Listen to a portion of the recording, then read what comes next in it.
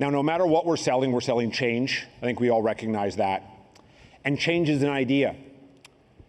And as George Carlin said, the quality of our thoughts and ideas can only be as good as the quality of our language. So if our sellers are using language that is unintentionally damaging their credibility and breaking rapport, they're not going to get their ideas across the finish line. And again, their funnel is going to start to bloat out in the middle. I did say, though, that you don't have to be the language police, and I don't want you to be the language police. That's not fun. I would rather be role-playing and celebrating and supporting my sellers instead of monitoring their language. Now, of course, there's some language we definitely don't want our sellers to use, but we want to let them find their own route to the mountaintop. So our goal as leaders is to define the mountaintops. Now, if we use the upfront contract, there's 5 mountaintops: purpose, time, their agenda, our agenda, and outcomes. In our sales process, there are outcomes at every stage. But the way that I'm going to get there and the way that Kareem is going to get there are very different because we communicate in different ways.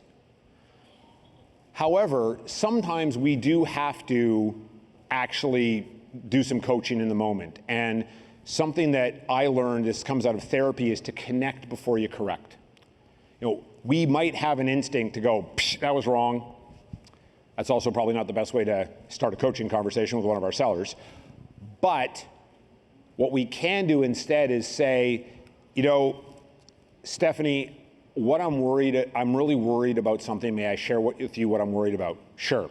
Well, I was listening to one of your call recordings, and what I heard is no problem, is it just, and what I'm afraid of is that opportunity is going to go sideways because maybe your buyer doesn't have a lot of rapport with you right now.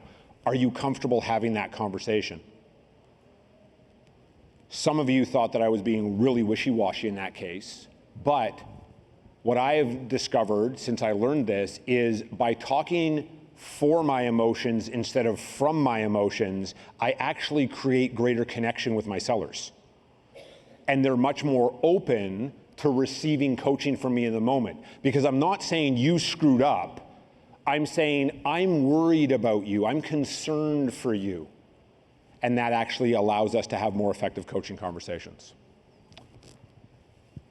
I do love words, though. I have written 2 books, as Mike said, so I do love words. So here's 7 words to coach your sellers on using. The first one is help, which if you have any experience with Sandler, you've heard help me understand.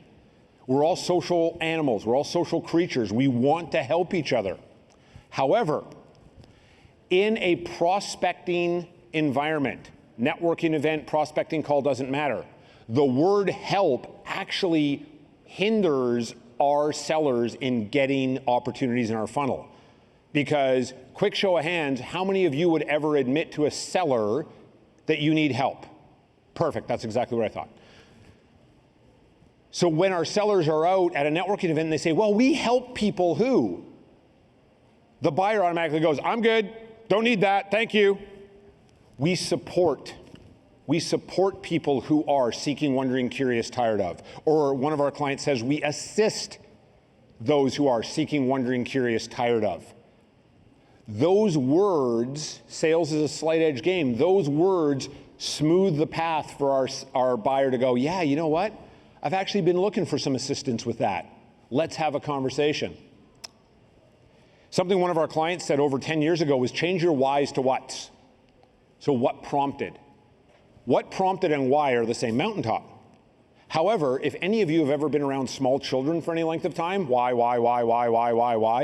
can become really aggressive and annoying. But if instead I said, Sue, what prompted you to invite me in today? Instead of why did you invite me in today? Again, we get paid on the information we gather, not the information we give. So by our sellers using words that prompt our buyer to give more information, we raise our credibility and our rapport. Another word is select instead of decide. Hey, Dave, when are you going to decide on a new car? Dude, back off. Hey, Dave, how are you going to select a new car? Oh, I select things all the time. Another one you've probably heard of if you've been in Sandler for any length of time is pretend. Hey, let's pretend. Takes all the pressure off of us, puts it over here. It's magical for gathering information. When our sellers are increasing their trust and increasing their rapport, they get more information from their buyers. Another word is money, right? The word budget is a big, scary, emotionally charged word for our buyers. They've been trained by amateur salespeople not to respond to the word budget. So instead we say, how much money is set aside? And as David Sandler said, a sale is not between you and your prospect, it's between your prospect's parents and your parents. So that magic word, fair. I have 2 daughters, one will be 11 in May, one just turned 8, and I am the oldest child as well. So I got a lot of, you better play fair, when I was growing up. So when we use that word fair, our buyers' parents pop up in their head and they say, you better play fair with Hamish. Hamish seems like a nice boy. You better play fair. And again, I start to increase my trust and credibility because I am connecting with my buyer at that deeper psychological level. Thank you for watching this highlight video from the Sandler Summit. You can join us for the next Sandler Summit in 2024, March 19th and 20th at the Orlando World Center Marriott. Register now at sandler.com/summit.